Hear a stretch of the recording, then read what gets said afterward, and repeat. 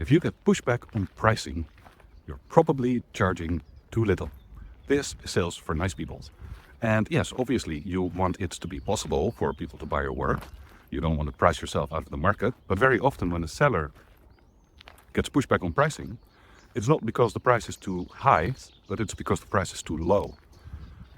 Here's the deal. When a buyer says, well, we don't have the budget for that, that doesn't mean they don't have the money. It means they don't have the budget, the money allocated to solve the kind of problem that you solve.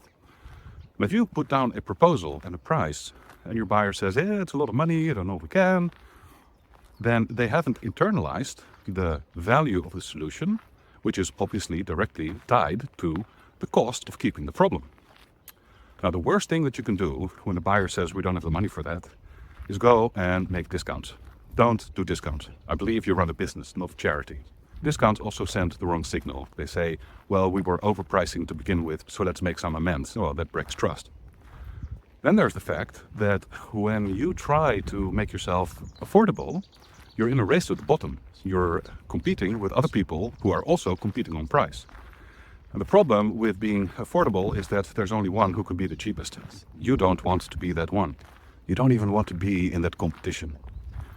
Instead, you want to be in the competition with people who rate themselves so high, have internalized the value of their solution to such a degree that they state very high prices.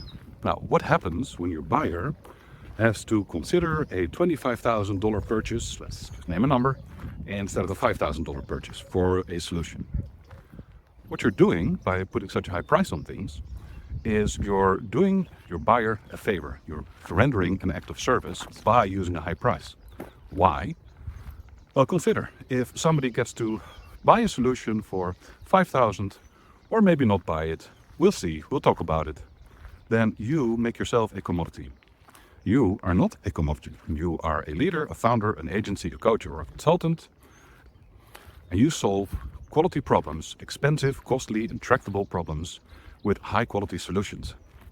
That is not trivial. That is not a commodity. And your prices should not be commodity pricing either.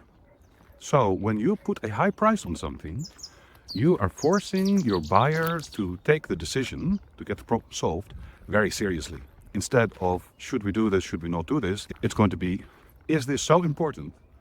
Do we need to get rid of this problem so badly that it is worth spending this money on it? If it is then worth it, then you have a buyer who really wants the solution, who really is fed up with the problem. You have a buyer who's going to enroll themselves because of the high pricing and not despite of it. You're going to have less buyer's remorse because they're going to be 100% convinced that this is the right solution. And you'll be pricing above resentment, so you'll be able to give your buyer everything that they need in order to get that problem solved, which you can't do if you sell for $5,000 compared to $25,000.